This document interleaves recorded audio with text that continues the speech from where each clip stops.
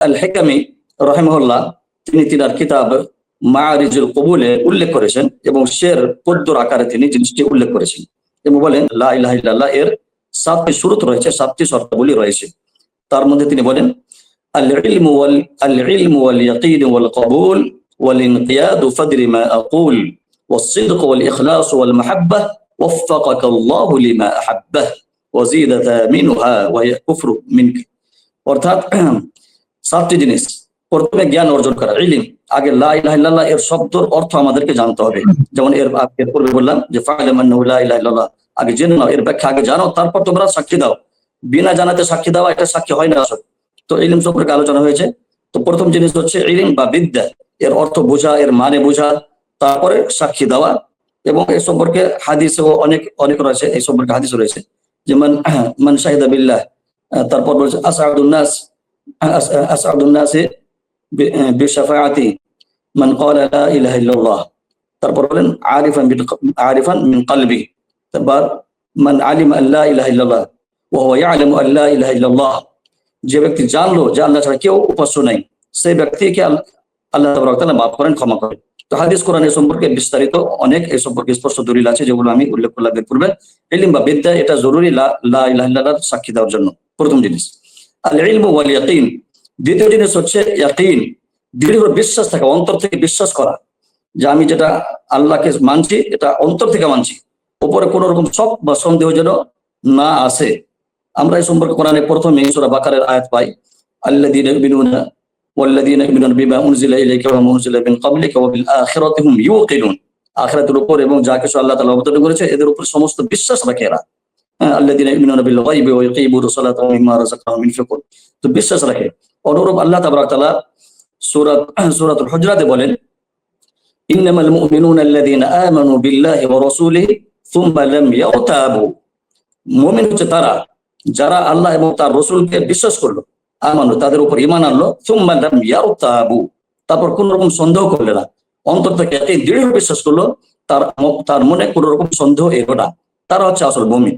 এবং মুনাফিকদের সম্পর্কে আল্লাহ তাআলা বলেন ইন্নামা ইয়াস্তা'যিনুকাল্লাযীনা লা ইউমিনুনা বিল্লাহি ওয়াল ইয়াউমিল আখির ওয়ারতাবাত কুলুবুহুম ফাহুম ফি রাইবিহিম ইয়াতারাদ্দাদুন, তোমার কাছ থেকে হে মুহাম্মদ সাল্লাল্লাহু আলাইহি সাল্লাম তোমার মজলিস থেকে ওঠার জন্য অনুমতি চাইবে তারা যারা আল্লাহ এবং তার রাসূলের উপর আসল অন্তর থেকে বিশ্বাস করেনি। ফাহুম ফি রাইবিহিম ইয়াতারাদ্দাদুন ওয়ারতাবাত কুলুবুহুম, তাদের অন্তরে সন্দেহ রয়েছে, তাদের বিশ্বাস নাই, তাদের দৃঢ় বিশ্বাস নাই। তারা যদি উপরে লা ইলাহা ইল্লাল্লাহ পড়ছে এবং তোমার উপর ঈমান আনার দাওয়া করছে, কিন্তু তার অন্তর থেকে সে বিশ্বাস করে না। ফাহুম ফি রাইবিহিম ইয়াতারাদ্দাদুন ওয়ারতাবাত কুলুবুহুম, এদের অন্তরে সন্দেহ রয়েছে এবং তারা শকে এবং শুভাতে রয়েছে, তারা সন্দেহ রয়েছে, এদের মনে বিশ্বাস নাই। তো যতক্ষণ বিশ্বাস হবে ততক্ষণ আমাদের গণনা হবে মুনাফিকদের মধ্যে, আমরা পাক্কা মুমিন হতে পারবো না যতক্ষণ না দৃঢ় বিশ্বাস হবে। তো ইয়াকিনটা আমাদের জন্য জরুরি, যতক্ষণ ইয়াকিন করবো না ততক্ষণ আমরা মুমিন হতে পারবো না। ইয়াকিন ওয়াল ইলমু ওয়াল ইয়াকিন ওয়াল কবুল, এবং তৃতীয় জিনিস হচ্ছে কবুল করা, মানে মেনে নেওয়া। আল্লাহ তাআলা যা কিছু বললেন সেটাকে মেনে নেওয়া, না ঠকরানো, সেটাকে অস্বীকার না করা। মক্কার মুশরিকদেরকে যখন দাওয়াত দেওয়া হলো তখন তারা সেটাকে অস্বীকার করে দিল, আন্নাহুম ইযা কিলা লাহুম লা ইলাহা ইল্লাল্লাহ ইস্তাকবারু, অহংকার করতে আরম্ভ করলো এবং সেটাকে মানলো না। আমাদেরকে মাথা নত করে সেটাকে গ্রহণ করতে হবে, মানতে হবে, এবং এটা হচ্ছে ঈমান। ফালা ওয়া রাব্বিকা লা ইউমিনুনা হাত্তা ইউহাক্কিমুকা ফীমা শাজারা বাইনাহুম থুম্মা লা ইয়াজিদু ফি আনফুসিহিম হারাজাম মিম্মা কাদাইত ওয়া ইউসাল্লিমু তাসলিমা। মানতে হবে আমাদেরকে, যা কিছু আল্লাহ এবং তার রাসূল বলেছেন সেটাকে আমাদেরকে মাথা নত করে গ্রহণ করতে হবে, সেটাকে আমাদেরকে অস্বীকার করতে হবে না, তাহলে আমরা মুমিন হতে পারবো। ওয়াল ইয়াকিন ওয়াল কবুল ওয়াস সিদক ওয়াল ইনকিয়াদ, তারপর আছে আরেকটা শব্দ বা আরেকটা শর্ত, সেটা হচ্ছে ইনকিয়াদ। ইনকিয়াদের অর্থ নিজেকে ঝুঁকিয়ে নেওয়া, আল্লাহ এবং তার রাসূলের সামনে মাথা নত করা। যখনই আমি লা ইলাহা ইল্লাল্লাহ পড়লাম, নিজেকে মুসলমান বলে দাবি করলাম, তখনই আমাকে জেনে নেওয়া উচিত এখন আমার ইখতিয়ার শেষ, আমার ইচ্ছা শেষ, আমি আর নিজের ইচ্ছা মতো চলতে পারবো না। আমি আমার লাগাম ধরিয়ে দিলাম আল্লাহ এবং তার রাসূলকে। আল্লাহ তাবারক ওয়া তাআলা যেদিকে টানবে সেদিকে আমাকে যেতে হবে, তাছাড়া আমার কোনো উপায় নেই। ওয়া ইউসলিম ওয়াজহাহু ইলাল্লাহি ওয়া হুয়া মুহসিনুন ফাকাদ ইসতামসাকা বিল উরওয়াতিল উসকা। ওয়া ইউসলিম ওয়াজহাহু ইলাল্লাহ, যে ব্যক্তি নিজের মাথাকে আল্লাহ তাবারক তার সামনে আত্মসমর্পণ করে দিল, সে যেন মোটা রশ্মিকে ধরে নিল, মজবুত জিনিসকে সে ধরে নিল, সে আর বহকাবে না, সে কোনোদিন জাহান্নাম যাবে না। তো আমরা মোটা রশ্মিকে কখন ধরতে পারবো? যখন নিজকে আল্লাহর সামনে আত্মসমর্পণ করব, মেনে নেওয়া, ইনকিয়াদের অর্থ মেনে নেওয়া, ঝুঁকিয়ে দেওয়া আল্লাহর সামনে, এটা হচ্ছে আল ইসলাম, আল ইসতিসলাম, নিজকে আল্লাহর সামনে আত্মসমর্পণ করা। এই সম্পর্কে কোরআনে হাদিসে অনেক দলিল রয়েছে। যেমন আয়াতটি বললাম, ফালা ওয়ারাব্বিকা লা ইউমিনুনা হাত্তা ইউহাক্কিমুকা ফীমা শাজারা বাইনাহুম সুম্মা লা ইয়াজিদু ফি আনফুসিহিম হারাজান মিম্মা কাদাইতা ওয়া ইউসাল্লিমু তাসলিমা। আল্লাহ এবং তার রাসূল যা ফয়সালা করেছেন, তাতে সেই ফয়সালাতে অন্তরে যেন কোনো রকম দ্বিধাবোধ না আসে, অন্তর থেকে কোনো রকম যেন অস্বীকার বা কোনো রকম নারাজগি না আসে, মেনে নাই। যালিকা বিআন্নাহুম মুত্তাবা'ু মা আসখাতাল্লাহ ওয়া কারিহু রিদওয়ানাহু ফাআহবাতা আ'মালাহুম। আল্লাহ তাবারক বলেন, মুনাফিকদের সিফাত ছিল, তাদের একটা মানে গুণ ছিল যে তারা আল্লাহ তাবারক যা বলতেন এটার উপরে তারা নারাজ হতেন, তারা সন্তুষ্ট থাকতেন না, তারা সন্তুষ্ট থাকতো না, অসন্তুষ্ট থাকতো। ও অসন্তুষ্ট থাকলে আমরা মুমিন হতে পারবো না। আল্লাহ তাবারক তাআলা জিনিসটাকে আমাদেরকে সন্তুষ্ট হয়ে মেনে নিতে হবে, মাথা নত করে মানতে হবে। ওয়ামা কানা লিমুমিন ওয়ালা মুমিনাতিন ইযা কাদাল্লাহু ওয়া রাসূলুহু আমরান আন ইয়াকুনা লাহুমুল খিয়ারাতু মিন আমরিহিম ওয়া মান ইয়াসিল্লাহা ওয়া রাসূলুহু ফাকাদ দাল্লা দালালাম মুবিনা। কোন মুমিন পুরুষ এবং কোন মুমিন নারীর জন্য এটা জায়েজ হবে না যে আল্লাহ এবং তার রাসূলের পক্ষ থেকে কোনো ফয়সালা যখন চলে আসে তার কোনো ইচ্ছা বাকি থাকবে না, সে নিজের সম্পূর্ণ আত্মসমর্পণ করে দিবেন এবং তার কোনো ইচ্ছা বাকি থাকবে না। এটা কোনো মুমিনের জন্য জায়েজ হবে না। সে যদি আসলে প্রকৃত পক্ষে যদি সে মুমিন হয়, মুমিন পুরুষ হোক বা মহিলা হোক, তার নিজের কোনো ইচ্ছা বাকি থাকতে পারে না। আল্লাহ যা বলছে আল্লাহর কথা মতো তাকে চলতে হবে, আল্লাহর সামনে আত্মসমর্পণ করে থাকতে হবে। তো এটা হচ্ছে ইনকিয়াদ। والصدق والإخلاص والمحبة। والصدق সচ্চাই, সত্যতা। আসলে অন্তর থেকে সত্যভাবে ইসলাম গ্রহণ করতে হবে, উপর মিথ্যা ভাবে নয়। যারা উপর ইসলাম গ্রহণ করে অন্তর থেকে আনে না, এরা হচ্ছে মিথ্যা। যার কারণে আল্লাহ তাবারক তাআলা মুনাফিক সম্পর্কে বলে, ইযা জাআকাল মুনাফিকুনা ক্বালু নাশহাদু ইন্নাকা লারাসূলুল্লাহ ওয়াল্লাহু ইয়া'লামু ইন্নাকা লারাসূলুহু ওয়াল্লাহু ইয়াশহাদু ইন্নাল মুনাফিকিনা লাকাযিবুন।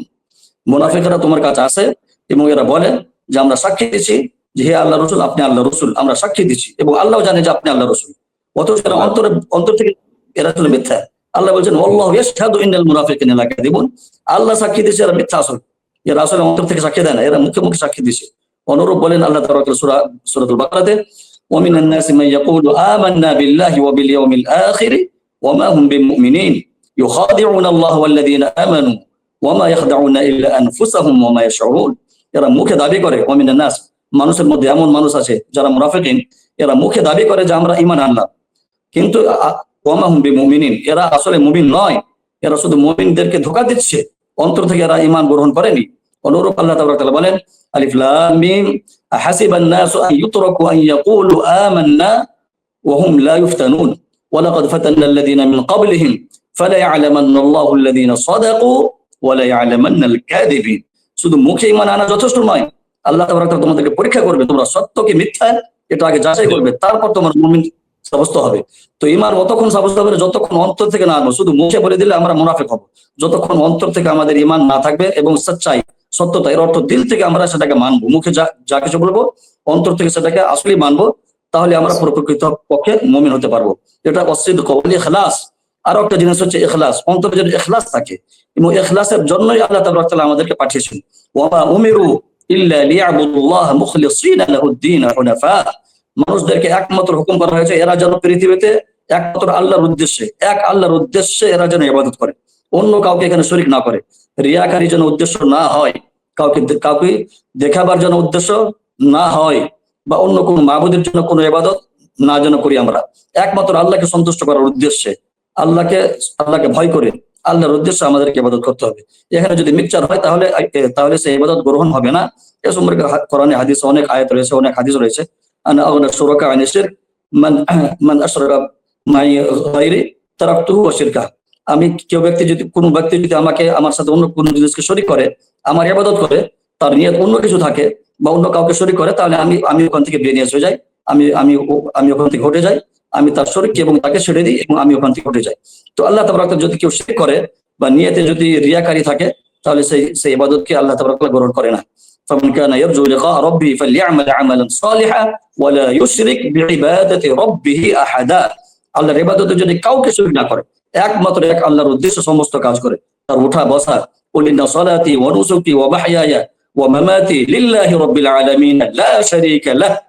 আমার উঠা বসা চলাফেরা যত কিছু কাজ রয়েছে একমাত্র এক আল্লাহর উদ্দেশ্যে, এটা আমার কেউ শরীক নাই, এইভাবে নিজকে দাবি করতে হবে। আমার কাউকে আমি শরীক করতে কারোর উদ্দেশ্যে কোনো কাজ করছি না। এটা হচ্ছে আল ইখলাস ওয়াস সিদক ওয়াল মাহাব্বাহ। আর একটা হচ্ছে মহাব্বত, আল্লাহর ইবাদত করব কিন্তু আমরা আল্লাহর সাথে ভালোবাসা দেখে করব এবং আল্লাহর উপর সন্তুষ্ট হয়ে করব। আর যদি অসন্তুষ্ট হয়ে পড়ি তাহলে আমাদের ইবাদত গ্রহণ হবে না। মুনাফিক সম্পর্কে আল্লাহ তাআলা বলেন, যালিকা বিআন্নাহুম তাবাউ মা আসখাতাল্লাহু ওয়া কারিহু রিদওয়ানাহু ফাআহবাতা আ'মালাহুম। আল্লাহর অসন্তুষ্টকে এরা গ্রহণ করেছিল, যার কারণে এদের আমল বরবাদ হলো। তো যে সমস্ত কাজ থেকে আল্লাহ খুশি হন এবং আমাদেরকে আল্লাহর সমস্ত ইবাদত করতে হবে এবং এতে খুশি হতে হবে। যদি আমরা এই সমস্ত জিনিস থেকে অসন্তুষ্ট থাকি তাহলে আমাদের কোনো ইবাদত গ্রহণ হবে না। আল্লাহর আহকামের সামনে নিজকে খুশি সবকিছু মানতে হবে। যা কিছু তিনি আদেশ করেছেন সেটার উপর সন্তুষ্ট থাকতে হবে। তো এই জিনিসগুলো আমরা বুঝতে পারলাম। আর একটা জিনিস, ৮ নম্বর জিনিস, যে আল্লাহ ছাড়া অন্য যে সমস্ত মাবুদ রয়েছে সেই মাবুদ গুলোকে অস্বীকার করতে হবে। কুফরান, যে সমস্ত মাবুদ রয়েছে মাবুদে বাতিলা, সে সমস্ত মাবুদকে অস্বীকার করতে হবে, যেগুলোকে আমরা কিচ্ছু মানি না, একমাত্র আল্লাহকে মানি।